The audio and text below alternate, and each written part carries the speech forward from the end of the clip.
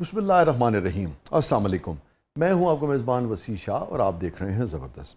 ناظرین، آج ہم نے زبردست کے ناظرین کے لیے ایک بہت ہی اہم علمی اور دینی شخصیت سے وقت لیا ہے، اور آج کا جو ہمارا موضوع ہے وہ ہے فلسفہ شریعت و طریقت، اور اسی کی نسبت سے خاص طور پہ طریقت کی جو بہت ہی اہم اور بہت ہی معتبر شخصیت ہے اسلامی فلسفے میں، طریقت کے فلسفے میں، فلسفہ تصوف میں خاص طور پہ، ان کے حوالے سے بھی ہم بات کریں گے۔ تو ان شخصیات کے حوالے سے، طریقت کے حوالے سے مختلف یعنی کہ جو مسالک ہیں ان میں کچھ کی رائے مختلف بھی پائی جاتی ہے، اس پر بھی ہم یہ جاننے کی کوشش کریں گے کہ کچھ حلقوں کی رائے اگر اس معاملے میں مختلف ہے تو اس کی وجوہات کیا ہیں۔ ان سب موضوعات پر آج گفتگو کرنے کے لیے ہمارے ساتھ موجود ہیں محترم علامہ ڈاکٹر محمد شہزاد مجددی صاحب۔ بہت بہت شکریہ علامہ صاحب، آج آپ نے وقت دیا، آپ تشریف لائے، تھینک یو سو مچ۔ بہت شکریہ۔ تو موضوع ذرا ادق ہے اور اب اس کو سادہ لفظوں میں سلیس کریں گے، آسان کریں گے اور آسان سوالوں میں سمجھنے کی کوشش کریں گے اسے انشاءاللہ۔ تو اگر ہم یوں چلیں کہ سب سے پہلے شریعت اور طریقت کی ڈیفینیشن بالکل ایک عام آدمی اگر اس کو سمجھانا چاہیں آپ تو کیسے بتائیں گے، تاکہ پھر پہلے ڈیفینیشن سامنے آ جائے، پھر ان کا فرق جو ہے اس سے پھر ہم آگے چلیں۔ صحیح ہے جی۔ بسم اللہ الرحمن الرحیم۔ سنو دو ہی لفظوں میں مجھ سے یہ راز، شعر میں آ گیا۔ سنو دو ہی لفظوں میں مجھ سے یہ راز، شریعت وضو ہے، طریقت نماز۔ سبحان اللہ۔ یہ اس طرح لازم و ملزوم ہے۔ اگر آپ نے نماز پڑھ لی اور وضو کیا ہی نہیں، وہی سیم سب کچھ پڑھ لیا آپ نے، پوری ساری رکعتیں پوری، باقی شرائط آداب سب پورے، ایفرٹ ساری پوری، اذکار سب پورے، وضو نہیں تھا، ٹھیک، نماز نہیں ہوگی۔ ٹھیک ہے۔ اور اگر آپ وضو کر کے بیٹھے رہے، وضو بہترین کیا آپ نے، پوری شرائط طہارت، نماز پڑھی نہیں۔ وضو کیا تھا نماز کے لیے، وضو سبب تھا، وضو مقصود بالذات نہیں تھا۔ وضو شاہ جی ہماری شریعت میں بھی مقصود بالذات نہیں ہے۔ وضو اس رسی اور ڈول کی طرح ہے جو ہم کنویں میں ڈالتے ہیں پانی نکالنے کے لیے۔ اگر آپ نے چرخی کنویں پہ لگائی ہوئی ہے اور رسی اور ڈول بھی بندھا ہوا ہے اور کبھی پانی نکالا ہی نہیں آپ نے، تو ماشاءاللہ آپ کی مرضی ہے، ٹھیک، موجیں کریں۔ شریعت اور طریقت ظاہر اور باطن ہے۔ ٹھیک، دوسرے ایک اور اینگل سے کہہ دوں، شریعت مطہرہ کا جو باطن ہے نا وہ طریقت ہے، ٹھیک، اور جو طریقت کا ظاہر ہے وہ شریعت ہے۔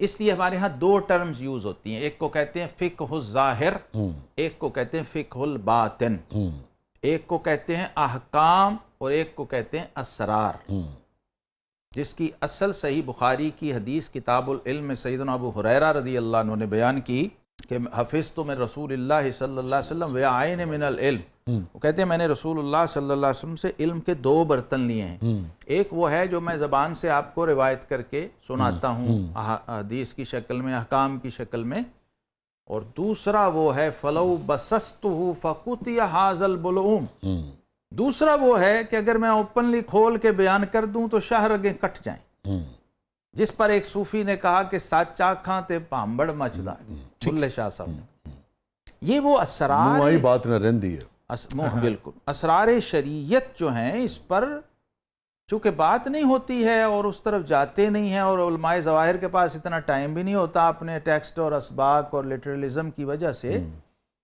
وہ یعنی میں یہ آپ کو اپنا تجربہ بتا رہا ہوں، میں نے ایک بہت اعلیٰ پائے کے اسکالر اور عالم اور یعنی باہر کی عرب دنیا کے فارغ التحصیل سفید ریش بزرگ کو جب اس حدیث کا ریفرنس دیا، جن کی غالباً ساری عمر ہی بخاری شریف پڑھتے پڑھاتے گزری ہوگی، تو وہ دیکھنے والے تھے اور ان کے ساتھ جو لوگ تھے وہ بھی، سوال ان کا اعتراض سوال نہیں تھا، اعتراض تھا کہ علم باطن کیا ہوتا ہے جی، یہ تو شریعت جو بس ہے بس وہ ہے، جی شریعت ہی وضو ہے اور شریعت ہی نماز ہے، ایک حلقہ میں نے یہ حدیث صحیح بخاری کے کتاب العلم سے جب پیش کی تو وہ ششتر ہو گئے۔ میں نے کہا پھر ابو ہریرہ کو تو پہنچا ہے، انہوں نے الفاظ یہ کہے کہ ہمیں نہیں پہنچا، میں کہ آپ کو نہیں پہنچا تو یہ آپ کا قصور ہے نا، ابو ہریرہ کو تو پہنچا ہے، یہ کیا دلیل ہے کہ جو مجھے نہیں آتا وہ ہے ہی نہیں، میں اس کا انکار کر دوں؟ بالکل آپ نے بجا فرمایا۔ اب اس میں جو میں اس وقت چونکہ آپ اکیلے گفتگو کر رہے ہیں اور آپ چونکہ طریقت کو اور تصوف کو ماننے والے ہیں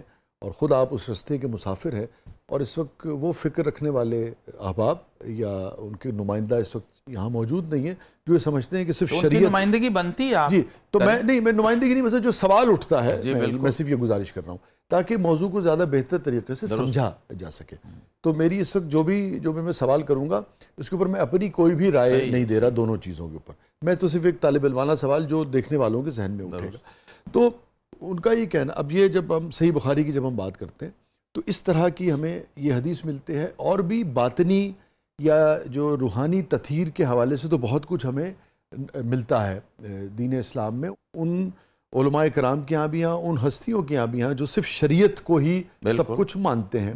مگر یہ جو باقاعدہ ایک پورا نظام یعنی کہ طریقت کے حوالے سے، تصوف کے حوالے سے، روحانیت کے حوالے سے وضع ہوا ہے بعد میں، یہ اس کے خد و خال بھی اس طریقے سے نظر نہیں آتے اگر صحیح بخاری میں بھی لے لیں کہ ہاں آپ یہ کہہ سکیں کہ اچھا کوئی بلو پرنٹ موجود ہے. ٹھیک ہے، یہ آپ اس پہ ذرا مطلب طالب علمانہ کہ اگر وہ بھی نہیں پہنچا تو ضرور اس کے بارے میں ہم چونکہ ڈسکسی طریقت کو کر رہے ہیں تو آفیشیلی تقاضا یہ ہے کہ میں آپ کو کشف المحجوب کا حوالہ دیتا، میں آپ کو رسالہ کشیریہ کا حوالہ دیتا، قوت القلوب کا حوالہ دیتا، فصوص الحکم عوارف حکم کا المعارف کا دیتا. فصوص تو چلو ٹھیک ہے، وہ تو چلو اور طرح کی چیز ہے، اس کا نہیں. یہ امہات الکتب ہیں جن کو یہ لوگ فالو کرتے ہیں. جو میں نام لے رہا ہوں نا، فتوحات مکیہ، شیخ ابن العربی، جی ٹھیک، وہ ان کے فالوور ہیں، بعد کے لوگ ہیں. ٹھیک، یہ وہ کتب ہیں جنہیں مدر بکس کہتے ہیں، امہات الکتب، ٹھیک ہے، جو داتا سب سے اوپر کی کتاب ہے. جی میں ان کے نام لے رہا ہوں، کتاب العلماء، جی ٹھیک ہے، کتاب ناکسارا پیر کامل، جہاں سے داتا کاملہ راہ صاحب رہنما اور کشف المحجوب لکھتے ہیں لے کے، اور امام غزالی جہاں سے استفادہ کرتے ہیں.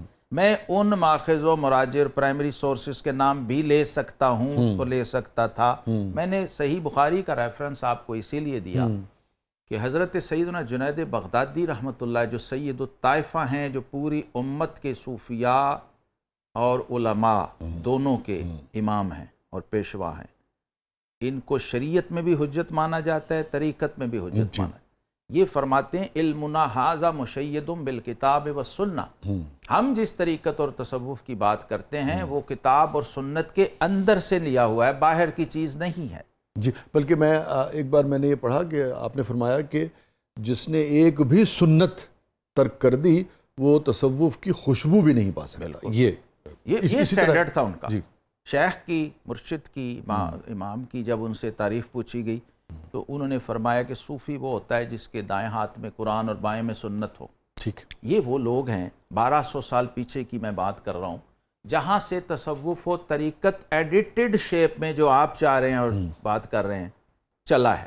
اچھا باقاعدہ ایک دبستان مجھے بالکل چونکہ نہ مخاطب کیجیے گا، جی یعنی جو سوال اٹھتے ہیں بالکل آپ میں تو صرف آپ کی خدمت میں ہوتا ہے سوال، یہ کامن طالب علمانہ سوال، بالکل جو لوگ ہیں یا جو سوال کرتے ہیں انہی کی طرف میں اشارہ کر رہا ہوں. آپ سے مراد یہی ہے جب یہ چیز ذہن میں ہوتی ہے تو یہ نہیں، حتیٰ کہ جو ہمارے طریقت کے بڑے بڑے اچھے لوگ، کوالیفائڈ لوگ ہیں، ان کی بھی اس طرف توجہ نہیں تھی یا نہیں ہوتی بعض دفعہ.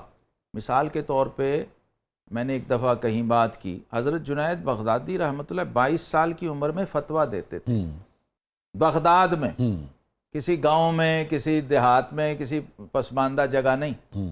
بغداد جو عروس البلاد تھا، پورے عالم اسلام کا مرکز و کیپٹل. بات اس لیے کر رہا ہوں کہ جب یہ لوگ نمائندہ ہیں تو انہی کو سند پکڑے نا. آپ گلی محلے لوکل کسی صوفی کو لے کے یا اس کا کوئی مصرع لے کے تو یہ آپ اس کی نمائندگی نہیں کر سکتے. آپ بالکل درست کریں، مگر سوال تو یہ اٹھتا ہے، آپ نے بڑی اہم بات کی کہ آپ نے جو پرائمری بکس ہیں اس سارے تصوف کے سورس کی، آپ نے ان کا بھی جو ماخذ نہیں دیا. میں نے ریفرنس اسی لیے نہیں دیا کہ آپ وہ سمجھیں گے کہ یہ تو طریقت و تصوف کی بات ہے نا، اسی لیے آپ نے صحیح بخاری کی بھی وہ کتاب جو اصح الکتب بعد کتاب اللہ کہا جاتا ہے، جس کو قرآن کے بعد، اس کی بات کر رہا ہوں. مگر جو میں نے پھر اس سے سوال آپ کی خدمت میں پیش کیا تھا کہ کوئی تھوڑا سا مزید وضاحت صراحت کے ساتھ بلو پرنٹ، ادھر ہی آنے لگا، ایسی چیز جو پورا چیپٹر ہے صحیح بخاری میں، اس کو کہتے ہیں کتاب الرقاق، کتاب الزہد والرقاق.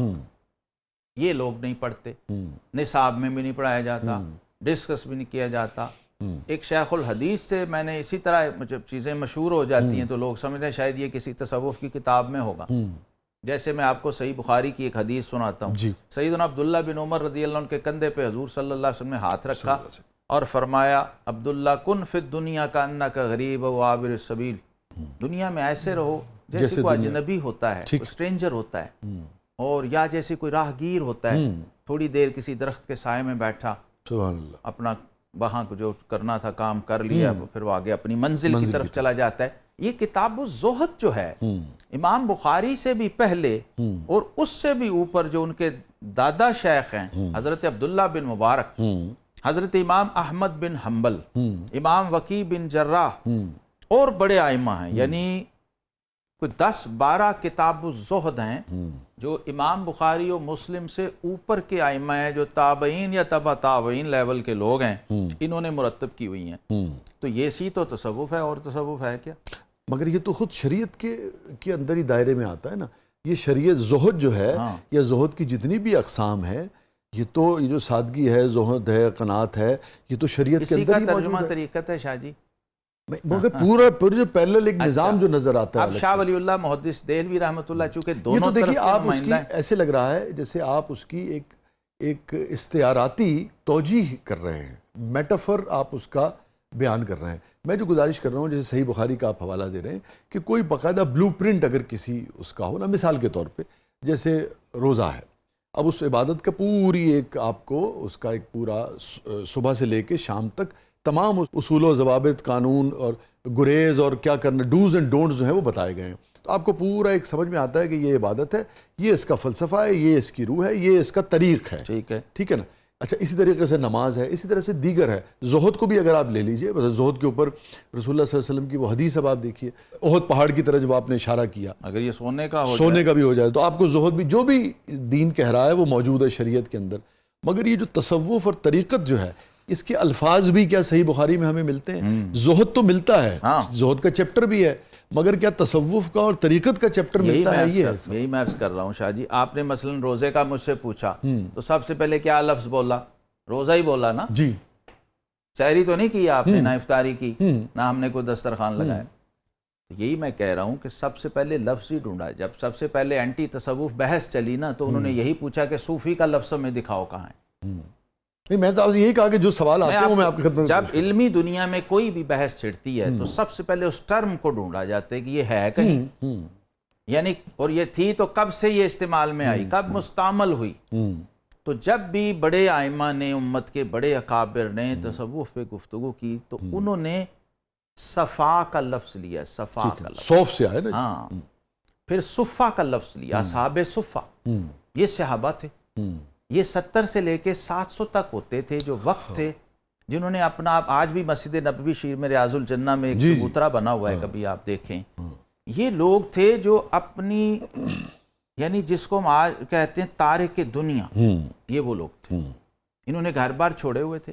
یہ آج جتنی بھی ہم صحیح بخاری بار بار صحیح مسلم کہہ رہے ہیں، اس کی ساری حدیث اوپر سے امام بخاری جب لیتے ہیں نا تو وہ کہتے ہیں وَعَنْ أَبِي هُرَيْرَةَ رضی اللہ تعالیٰ، یہ ابو ہریرہ اصحاب صفہ میں تھے، یہ بلال حبشی اصحاب صفہ میں تھے، سلمان فارسی اصحاب صفہ میں تھے، عبداللہ بن مسعود اصحاب صفہ، پوری لسٹ ہے 70 سے 700۔ اور یہ کون لوگ تھے؟ جو وہاں ہاسٹلائز ہوتے تھے، جو وہیں مقیم رہتے تھے، رہائشی، یعنی جنہیں اسٹوڈنٹس کہتے ہیں، اپنے آپ کو ڈیوٹڈ لوگ تھے، وقف کیا ہوا تھا۔ یہ ایک خاص طبقہ انہی رضی اللہ عنہ والے صحابہ میں تھا، مدینہ منورہ میں رسول اللہ صلی اللہ علیہ وسلم کے زیر تربیت، وہی صفہ، وہی صوف اور وہی صفا، صدق۔ حضرت داتا صاحب رحمۃ اللہ علیہ نے کشف المحجوب میں یہ شعر نقل کیا، کہتے ہیں ان الصفا صفت الصدیق، ان الصفا صفت الصدیق ان اردت صوفیا بالتحقیق۔ ٹھیک، اگر تو تحقیقی انداز سے کسی تصوف کے اس کے بنیادی کسی سورس کو ڈھونڈنا چاہے تو وہ ابو بکر صدیق رضی اللہ تعالی عنہ ہیں۔ شاہ جی، جب حضور صلی اللہ علیہ وسلم نے اعلان کیا کہ بھئی جس کے پاس جو ہے اللہ کی راہ میں لے آئے، گئے صحابہ، صدیق کے پروانے کو چراغ ہے، بلبل کو پھول، بس صدیق کے لیے ہے خدا کا رسول بس۔ اچھا، اس دن پھر کہ کمپٹیشن تھا، قرآن نے کہا فاستبقوا الخیرات، راہ خدا میں۔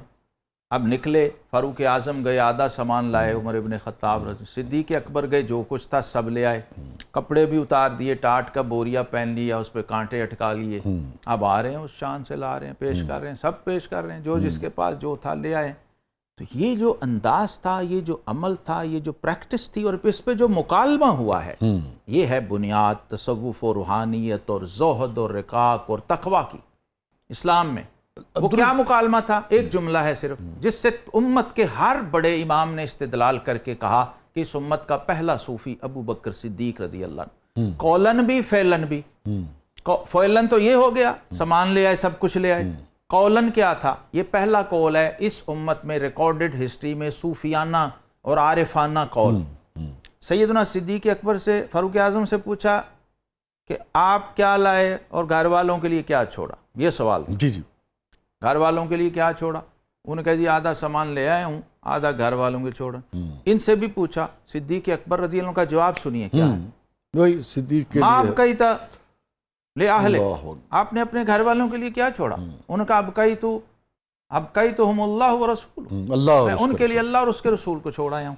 یہ ہے پہلی صوفیانہ سٹیٹمنٹ آفیشلی، للہیت، قول کے ساتھ بھی، اپنے عمل کے ساتھ بھی۔ کہ سوال جو آتا ہے سامنے، جو آپ کی خدمت میں رکھ رہا ہوں، کہ شریعت ہے، اس شریعت پہ عمل کرنے والا جو ہے وہ مسلمان ہے، بالکل مسلمان ہے، اس کے بعد وہ زیادہ سے زیادہ ایمان کے دائرے میں داخل ہونے کی کوشش کرتا ہے۔ صحیح ہے۔ تو جو جتنی سبقت لے جا رہا ہے اور وہ سبقت جتنی قبول ہو رہی ہے، جتنی اخلاص سے کر رہا ہے، وہ اتنا بہتر مسلمان تصور ہوگا۔ تو الگ سے صوفی کی کیا ضرورت ہے اس مسلمان کو؟ ہاں، الگ سے یہی جو عمل تھا، اگر صدیق اکبر نہ کرتے تو ان سے کوئی پوچھتا نہ کہ آپ نے کیوں نہیں کیا۔ یہیں سے طریقت شروع ہوتی ہے، تعلق باللہ۔ ایک ہے اطاعت، ایک ہے اتباع۔ اطاعت پہ ہم آفیشلی لیگلی مامور ہیں، اس کی وائلیشن کریں گے تو مجرم ہوں گے، پکڑے جائیں گے، گناہگار ہوں گے۔ اتباع میں کوئی لیگلائز نہیں ہے وہ چیز۔ یہ کوئی حضور صلی اللہ علیہ وسلم نے نہیں کہا تھا کہ گھر سے سارا سامان لے آنا، اور جو صحابی نہیں لائے تھے ان کو کوئی معاذ اللہ ان سے کوئی سرزنش یا پرسش نہیں کی کہ آپ کیوں نہیں لائے۔ ایک اوپن اعلان تھا، اور دونوں بڑے بندے جو موسٹ سینئر اس وقت تھے، باقی سب ان سے نیچے کے ہیں، دونوں کا عمل سامنے آ گیا۔ اب یہاں سے ایک مثال سیٹ ہو گئی کہ یار جو فاروق اعظم ہے ان پہ کسی نے کوئی اعتراض کیا ہے کہ آپ آدھا کیوں چھوڑ کے آئے، بلکہ اپریشیٹ کیا بھی گھر والوں کا بھی حق بنتا تھا۔ ایک مثال وہاں بھی سیٹ ہو رہی ہے۔ داتا صاحب کا کمنٹ اس پہ پتہ کیا ہے؟ داتا گنج بخش علی حجویری، اور وہ امام ہیں، وہ اتھارٹی ہیں، وہی بنتا ہے کہ وہ کمنٹ کریں اس پہ۔ وہ کہتے ہیں کہ ابو بکر صدیق کا مقام مشاہدہ ہے، صوفیانہ ٹرم میں کہتے ہیں، جی، اور عمر ابن خطاب کا مقام مجاہدہ ہے، اور مجاہدہ مشاہدے کے حصول کے لیے ہوتا ہے۔ ٹھیک۔ یہ جو ساری گفتگو ہے، جو ٹرمینالوجیز ہیں، اور یہ جو سارا فلسفہ ہے، یہ تھوڑا سا پیچیدہ ہے، ایبسٹریکٹ ہے، خاص طور پہ اگر ایک ایسی سوسائٹی میں جہاں علم کو بالائی سطح پر نہ ہو کسی دور میں، اور پھر اس کو یہ جو ایبسٹریکٹ فارم ہے اس کی، یہ جو پیچیدگیاں ہیں اس کی آڑ میں بہت مس یوز تو ہوتا ہے، مس یوز ہوتا ہے۔ میں اس پر اگلے مرحلے میں آپ سے بات کروں گا، مگر جانے سے پہلے یہ جو بہت ساری کتب میں آتا ہے، یہ اہل صفہ سے ہٹ کے، چونکہ اس زمانے میں صوف، وہ جو اونی لباس پہنتے تھے اس کو بھی صوف وہ کہتے تھے، اس کی نسبت سے بھی ہے پشمینہ، گدڑی جسے ہم لوگ اردو میں کہتے ہیں، تو اصل بوریا، جی بوریا، اور صوف بھی اسی سے آتا ہے۔ اونٹ کا لباس، کھالیں، اونٹ کی، بکری کی کھالیں، جی جی جی، تو ڈیفینیشن میں یہ بھی شامل ہے، یہ بھی شامل ہے۔ صوفیہ یہ لباس پہنتے رہے ہیں ٹھیک ہے، پہلی 3 صدیوں میں، بلکہ شیخ اکبر ابن العربی رحمۃ اللہ علیہ تک رہا اس کا رواج کہ وہ نیچے کپڑوں کے اوپر ایک بوریا سا ٹاٹ پہنتے، لیکن اس سے اوپر جائیں تو وہ پہنتے ہی وہ تھے پورا اوپر نیچے۔ یہ ساری نسبتوں سے ڈیفینیشن یہ سب درست ہے۔ صوفی بنا ہے، لفظ صوفی کے جب ماخذ ڈھونڈتے ہیں نا سارے، تو اس میں بلکہ ایک تو یہ سین سے بھی ہے، یونان سے جب جوڑتے ہیں اس کو، ہمارے ہاں تو سواد سے ہے، بالکل نئی بات ہے میرے لیے۔ ہاں، اچھا، ایک ماخذ اس کا یونانی لینگویج میں سین سے بھی ہے۔ ٹھیک ہے، تو یہ سارے ماخذ ہیں اس کے، کہ جہاں جہاں بھی انہوں نے کوئی رویہ ایسا دیکھا کہ اس میں بندے میں زہد ہے، اس میں ریاضت، مجاہدے کا رجحان ہے، اس کا میٹیریلزم، دنیا داری اور ان چیزوں سے گریز ہے ضرورت کی حد تک، بس اس کے لیے یہ لفظ بولا گیا۔ یعنی ہمارے ہاں یہ جس ہستی کے لیے میں برکت کے لیے ذکر کر رہا ہوں، پہلی بار اس امت میں جن کے نام کے ساتھ صوفی لگا ہے، یہ 2 صدی ہجری کے امام ہیں، امام ابو ہاشم الصوفی، ٹھیک، ان کے نام کے ساتھ بولا جاتا تھا۔ کیا معنوی اعتبار سے صوفی یعنی کہ تصوف اور فقر یہ مترادف ہیں؟ بالکل بالکل مترادف۔ یعنی کہ یہ ممکن نہیں ہے کہ صوفی ہو اور اس میں فقیر فقر نہ ہو، فقر نہ ہو اس میں، اور فقر ہو تو تصوف نہ ہو. تصوف. یعنی ایک طرح مترادف لفظ ہیں یہ. جی ٹھیک. لیکن یہ فقر بھی ایک ٹرم ہے، اہل تصوف کے ہاں ایک ٹرم ہے فقر. اور ہمارے نیچے تک پنجابی زبان میں حضرت سلطان باہو، بلے شاہ صاحب، میاں محمد بخش صاحب یہ استعمال کرتے آ رہے ہیں. اس کا عام لفظ چونکہ کامن تھا، اردو پنجابی زبانوں میں عام تھا، تو اس لیے رائج ہوا اور معروف ہو گیا. جب اس کو لوکل لینگویجز میں یہ لفظ بولتے تھے تو اس کا اصل میں تصوف اور روحانیت اور صوفی معنی ہی لیا. یہ بڑا فقیر آدمی ہے، بڑا درویش آدمی ہے، بڑا فقر والا ہے جی، فقر بڑا اللہ والا ہے جی. کہنا یہ ہوتا تھا کہ صوفی آدمی ہے، تصوف و طریقت سے تعلق. اور یہ بھی بنیادی طور پہ تو عربی اس سے آیا ہے نا، فقر عربی کا لفظ فقر و فخر. ہاں فقر جو ہے، یہ جو الفاظ ہم بول رہے ہیں ابھی، جیسے میں نے زہد، رقاق، رقت کا جو لفظ ہے نا، رقت اردو میں، وہ اسی سے ہے. ٹیکنیکلی محدثین جب اس کو لاتے ہیں تو وہ یہ کہ بولتے ہیں، دیکھیے سب کی اپنی اپنی اصطلاحات ہوتی ہیں. اپنی اصطلاحات. محدثین جب زہد کا لفظ بولے نا تو وہ اس سے مراد تصوف لیتے ہیں، روحانی، لیکن ٹپیکلی ورڈ وہ بولتے نہیں. جیسے میں اس سے بھی اوپر امام محمد بن حسن شیبانی رحمۃ اللہ، ٹھیٹھ فقیہ لوگ سارے، امام ابو حنیفہ کے شاگرد، فقہ حنفی کا پلر، ان کی وہ کتاب بھی الحمدللہ میرے پاس ہے. کسی نے ان سے پوچھا کہ حضرت آپ نے تصوف پہ کوئی کتاب لکھی ہے؟ زہد پہ، زہد کا لفظ اس وقت بولا. فرمایا ہاں لکھی ہے. کہا جی اس کا نام کیا ہے؟ انہوں نے کہا کتاب الکسب، رسالۃ الکسب اس کا نام ہے اس کتاب کا. اور ساری معیشت پہ، اکنامکس پہ، فقہی اسلامی نقطہ نظر سے، بزنس، کاروبار کیسے کرنا ہے، اس پر وہ کبھی موقع ہو، میرا سالوں سے دل ہے کہ یہ والی چیزیں کبھی یہاں ہم لوگ میڈیا، حالانکہ بظاہر دونوں ضد ہیں ایک دوسرے کی. اور یہ وہ ہستی ہے زہد اور کسب شاہ جی جن پر جرمن والوں نے 950 سالہ جشن ان کا منایا تھا کہ یہ وہ بندہ ہے. جرمنی میں سیمینار ہوا تھا جس میں پوری دنیا سے کوئی 100 کے قریب سکولر انوائٹڈ تھے، 1 یا 2 مسلم تھے اس میں، باقی سب نان مسلم تھے. تو انہوں نے ٹریبیوٹ پیش کیا ان کو اس بات کا کہ دنیا کو جو اسٹیٹ افیئرس قانونی شکل میں جس شخص نے پہلی بار دیے ہیں نا، وہ ان کی جو کتاب السیر ہے، وہ امام محمد بن حسن شیبانی، امام ابو حنیفہ کا شاگرد ہے. تو اس بندے کو ہم ٹریبیوٹ پیش کرنے کے لیے وہ سیمینار کر رہے ہیں. 5000 صفحہ فارن افیئرس پر انہوں نے دیا ہے، آج سے 1200 سال پہلے، جب پوری دنیا میں کہیں اس کا ایک صفحہ بھی موجود نہیں تھا. تو انہوں نے کہا انہوں نے کہا یہ تو آپ نے اس پہ لکھی ہے، تو آپ تصوف، میں تو تصوف کا. اب جواب سن، کہنے لگے بیٹا جس بندے کو حلال و حرام کا فرق پتہ نہ وہ صوفی ہو سکتے ہیں؟ کہتے جی نہیں، کہتے میں نے اس لیے یہ لکھی ہے. زہد کے حوالے سے بھی نا علامہ صاحب، لوگ یہ سمجھتے ہیں کہ بے رغبتی، یعنی کہ وہ زہد تو زہد کا لغوی معنی بے رغبتی ہے. ہاں لغوی معنی، اور ہے بھی صحیح، درست ہے. تصوف بھی یہی ہے کہ آپ چیست دنیا از خدا غافل بدن، نئے کماش و نکرہ و فرزند و زن.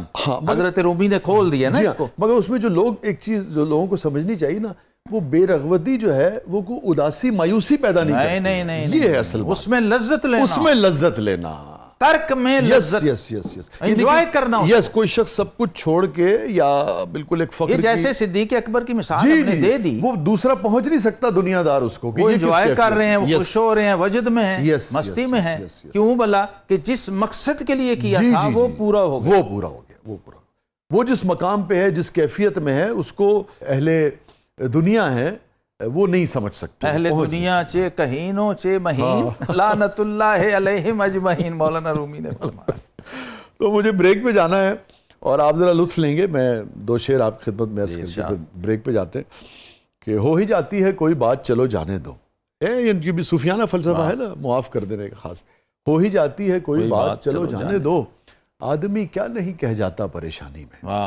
ہو ہی جاتی ہے کوئی بات، شکریہ، چلو جانے دو، آدمی کیا نہیں کہہ جاتا پریشانی میں. ہائے بیچاروں پہ شاہوں پہ ترس آتا ہے، ہائے بیچاروں پہ شاہوں پہ ترس آتا ہے، لذت فقر کہاں ملتی ہے سلطان. ہائے ہائے کیا کہنے. شکریہ ناظرین، اسٹے ود اس، کہیں نہیں جائیے گا. بہت ہی اہم گفتگو ہے اور پروگرام کے اگلے مرحلے میں آپ کے لیے بہت کچھ ہے. آپ دیکھ رہے ہیں زبردست.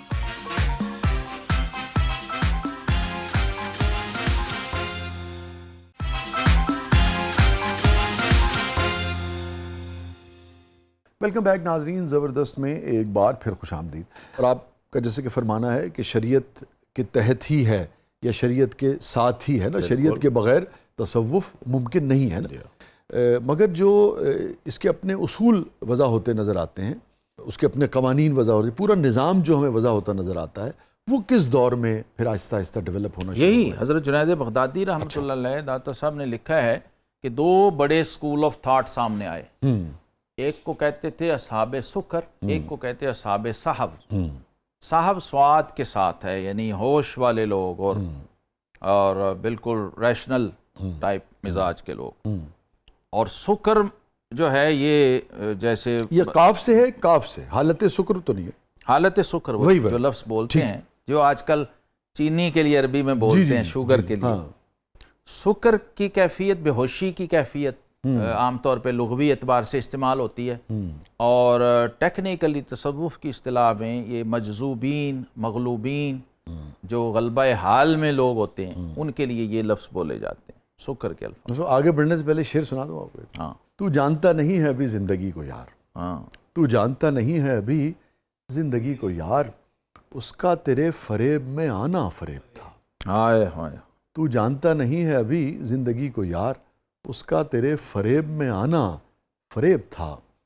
یہ مکر ہے کہ ہوش میں آیا ہوا ہوں میں، یہ مکر ہے کہ ہوش میں آیا ہوا ہوں میں، یہ مکر ہے کہ ہوش میں آیا ہوا ہوں میں، کچھ دیر قبل ہوش سے جانا فریب تھا. کیا کہ تو وہ ہوش اور بے ہوشی کی جو بیچ کی کیفیت ہے اس کی بات کر رہے ہیں. بالکل. غالب نے کہا کہ ہے غیب غیب جس کو سمجھتے ہیں ہم شہود، واہ واہ، ہیں خواب میں ہنوز جو جاگے ہیں خواب میں.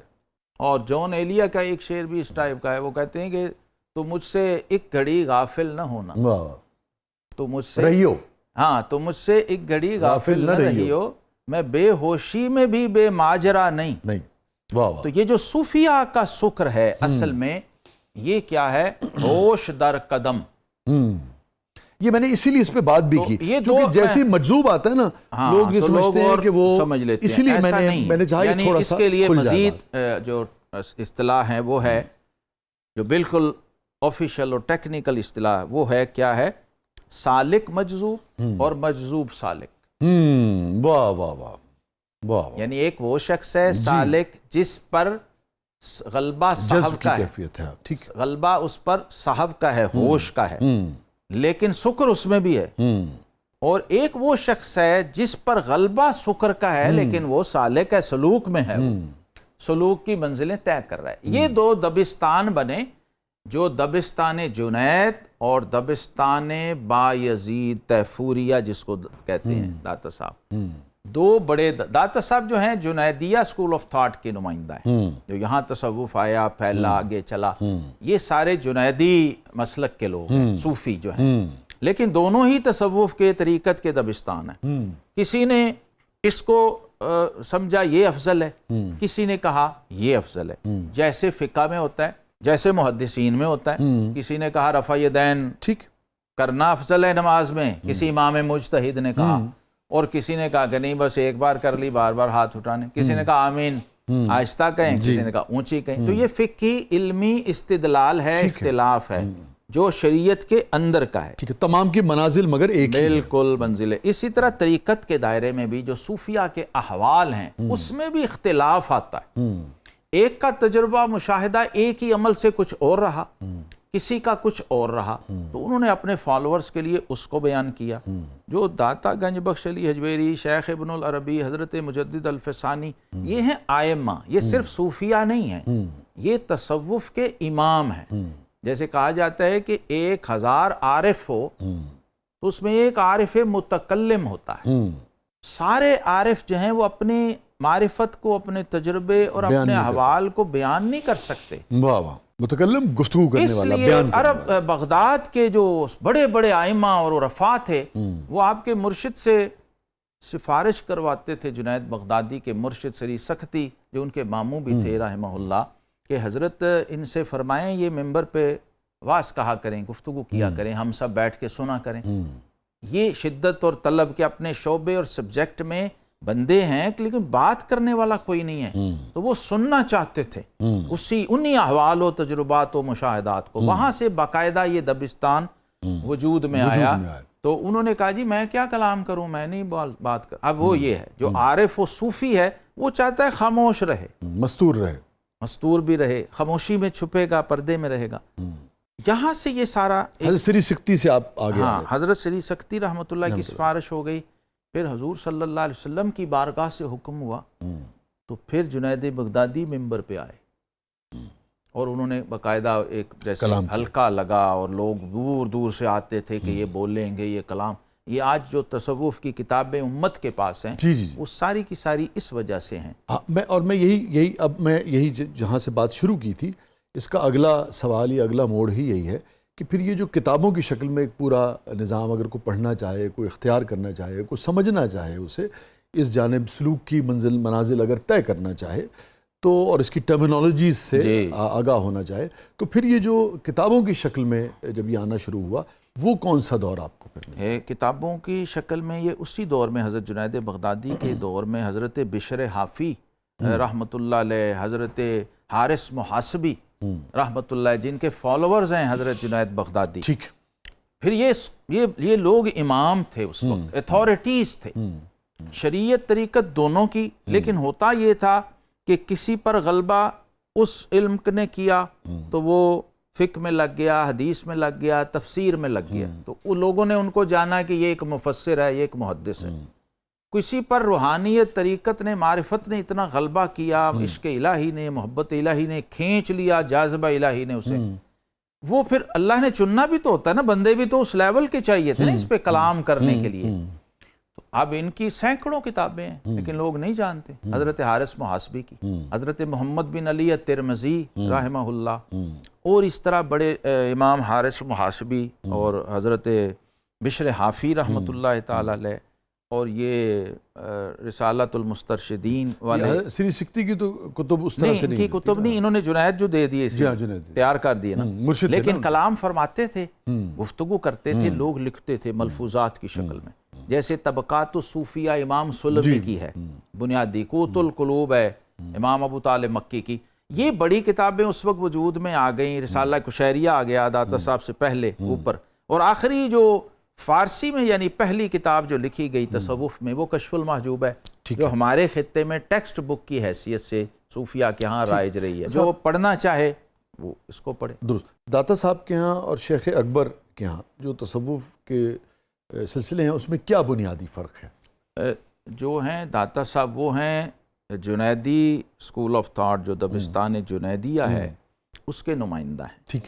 اور اس کو انہوں نے پہلی بار فارسی میں بیان کر دیا. ہمارے اس سائڈ جنوبی ایشیا، یہ خطہ جو غیر عرب تھے، عجمی تھے، ان کے لیے وہی بڑی کتابوں میں جو تعلیمات تھیں اس کو بہت ہی سمپلیفائی کر کے، بہت ہی آسان کر کے، اور زبان بھی فارسی میں اس کو دری فارسی میں بیان کر دیا یہاں کے لوگوں کے لیے. اور وہی بیان کیا جو اوپر بڑوں نے پہلے سے کتابوں میں، عربی کتابوں میں لکھا، لیکن اس میں کچھ اپنے تجربات و مشاہدات بھی ڈال دیے. اور اگلی خصوصیت اس کی یہ ہے کہیں کہیں فیصلہ کن سٹیٹمنٹ بھی دے دی کہ اس میں ترجیح کسے ہے. جیسے بعد کے فتاویٰ میں مفتی کرتے تھے نا، وہ اوپر کے فقہا کا اختلاف نہیں کرتے تھے، وہ کہتے تھے فلاں نے یہ کہا فلاں نے کہا، لیکن ترجیح اس قول کو ہے. داتا صاحب اس لیول کی شخصیت ہے.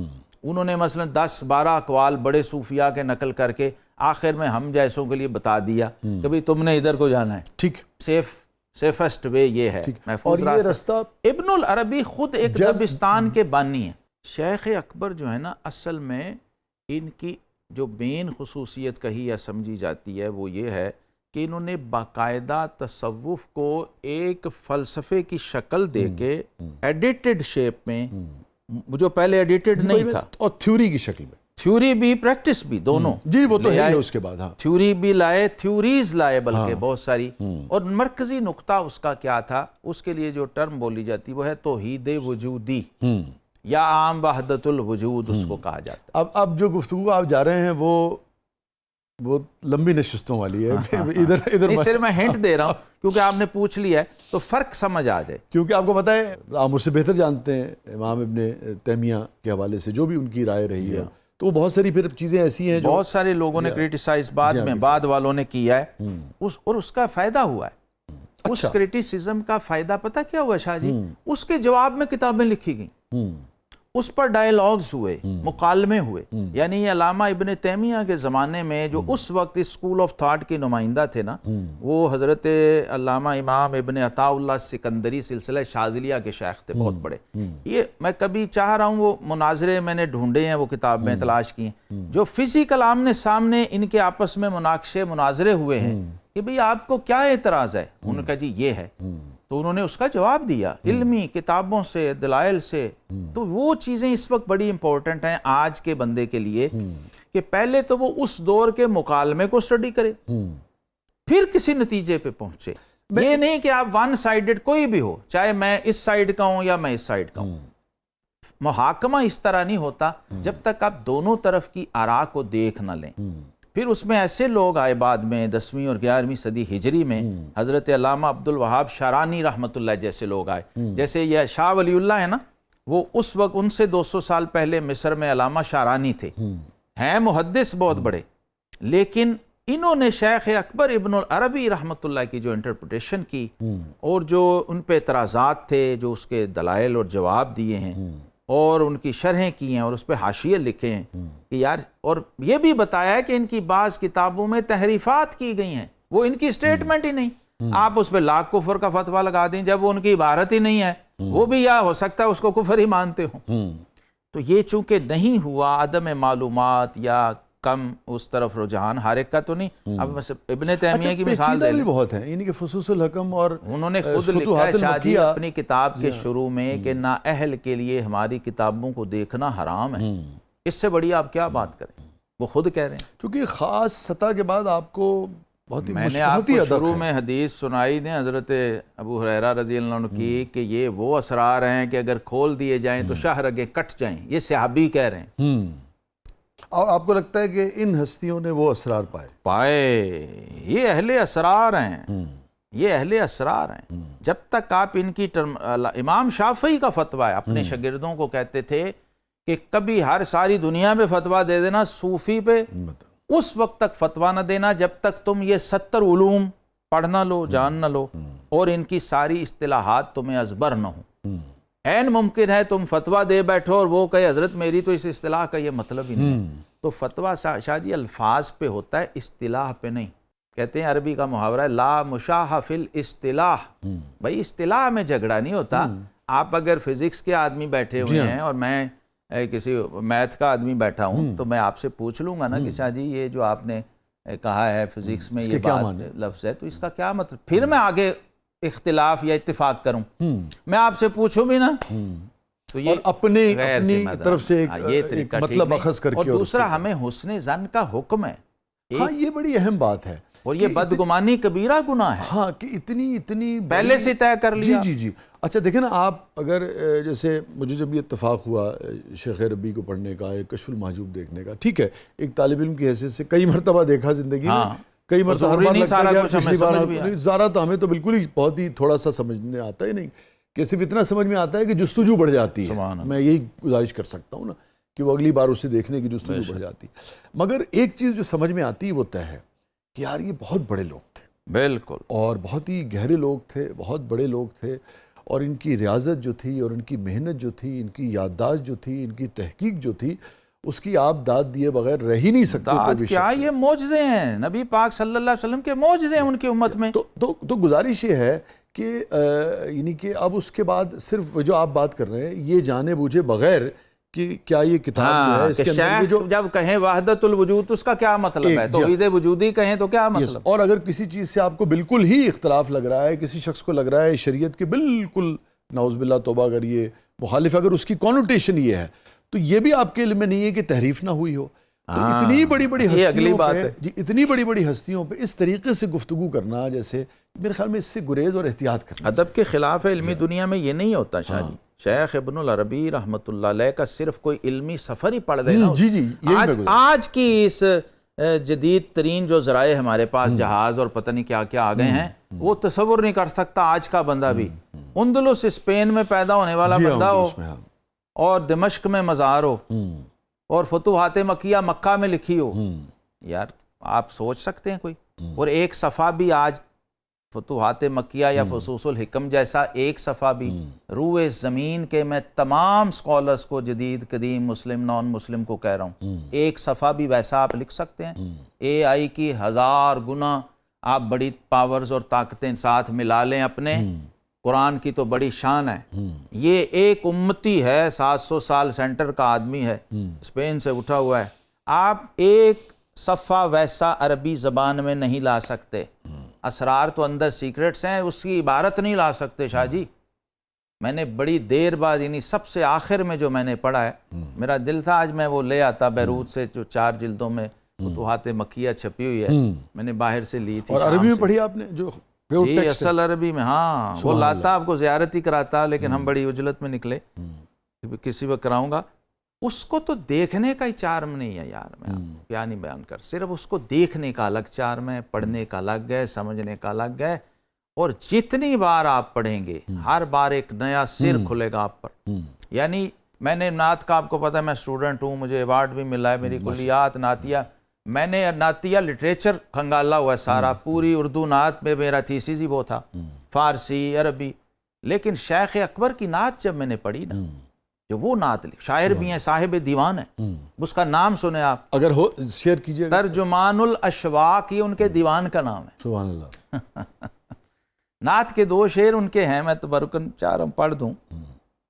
وہ کہتے ہیں، یا مصطفن من قبل نشأت آدم، اے آدم کی تخلیق سے پہلے سے چن لیے گئے، من قبل بَالْقَوْنُ لَمْ تُفْتَى لَهُ أَغْلَاقُ، جبکہ ابھی کائنات کے بند تالے کھلے ہی نہیں تھے۔ سبحان اللہ، سبحان اللہ۔ اَيَرُومُ مَخْلُوقٌ ثَنَاءَكَ بَعْدَ مَا واہ واہ واہ أَثْنَىٰ عَلَىٰ أَخْلَاقِكَ الْخَلَّاقُ، واہ۔ کوئی بھی مخلوق کیا آپ کی نعت کہنے کا تصور بھی کر سکتی ہے، جبکہ آپ وہ ہیں جن کے اخلاق کی تعریف خود ان کے خالق نے کی۔ یہ اپروچ، یہ رسائی شیخ اکبر کی، اور یہ ادب ہے نا، اور یہ سبحان اللہ، سبحان اللہ، یہ للہیت، یہ اپنائیت، اور اپنے ممدوح کی ایسی گہری معرفت۔ معرفت، شاہ صاحب میں نے نہیں بڑی اہم بات دیکھی، کی، یقین بڑی کریں، اہم بات۔ نعتیں ہم نے بڑی پڑھی ہیں، سبحان اللہ، 1000 ہاں خود لکھی ہیں، لیکن میں نے پھر جب اس کو ترجمہ کرنا تھا تو میرے، یعنی پوری کتاب میں نے نثر والی ترجمہ کر لی تھی، لیکن اشعار کا آپ کو پتہ ہے ترجمہ کرنا، اور ایک شاعر ہو اور سمجھتا بھی ہو، تو جو لذت اس پوری کتاب کی الگ سبحان تھی، اللہ۔ اور یہ جو اس میں 3 یا 4 وہ نعتیں لائے ہیں، چونکہ میلاد کے موضوع پہ کتاب تھی، یہ آپ نے مجھے جو میں نے آپ کو پیش بھی کی، یہ ارمغان میلاد مصطفیٰ۔ مصطفیٰ، جی ہاں، یہ مصر سے الازہر سے شائع سبحان ہوئی اللہ۔ کتاب، عربی جو ہے، منقبۃ مولد یہ شیخ النبی، اکبر کی کتاب ہے نا؟ جی شیخ اکبر کی تصنیف ہے، تو میں نے تبرک سمجھ کے پہلی بار مجھے موقع ملا ان کی کسی تصنیف کے ترجمے کا۔ سبحان اللہ، سبحان اللہ۔ یہ رسائی اور یہ اپروچ تب، یعنی اللہ تبارک و تعالیٰ کی ذات و صفات، افعال پہ کلام، یہاں سے شاہ جی عارف کا اور صوفی کا اور امام تصوف کا لیول پتہ چلتا ہے جب وہ اسماء و صفات باری تعالیٰ یعنی توحید کے موضوع پہ گفتگو کرتا ہے۔ ٹھیک ہے۔ صوفیاء کے میدان میں داتا صاحب سے اوپر جتنے بھی عرفاء ہیں، ان سب کے ہاں معیار اس سے طے ہوتا ہے کہ اس بندے کو ذات و صفات باری تعالیٰ کا ادراک کس درجے میں ہے، واہ واہ، سبحان اللہ۔ یہ مخلوق کو خالق کا تعارف کس حد تک کروا سکتا ہے، اور اس کے بعد جو ذات ہے بعد از خدا بزرگ توئی قصہ مختصر، وہ فصوص الحکم میں جب آپ پڑھتے ہیں، مجھے لگتا نہیں ہے کہ پوری امت میں کسی شخص نے انبیاء کے احوال پر ان ڈیٹیل ایسا کلام کیا ہو جیسا شیخ اکبر نے کیا۔ علامہ صاحب گزارش یہ ہے کہ گفتگو تھوڑا سا وقت مانگتی ہے اور پروگرام کا وقت ختم ہوا چاہتا ہے، مگر میں چاہوں گا کہ آپ ہمیں تھوڑا سا وقت دیں تو ہم کل بھی اسی موضوع پر گفتگو کر سکیں، تاکہ ویسے تو بہت تفصیل طلب موضوعات ہیں یہ، مگر کچھ تو تھوڑا سا بات جو ہے وہ لوگوں تک پہنچے، تھوڑا سا تو کھول کر چیزوں کو بیان کیا جا سکے، تو یہیں سے ہم اس گفتگو کو آگے لے کر چلیں گے اور ان کی پیاس بجھانے کی کوشش کریں گے۔ کل انشاءاللہ پھر آپ سے ملاقات ہوگی، اپنے فیڈ بیک سے ہمیں آگاہ کیجیے گا۔ اجازت دیجیے، اللہ حافظ۔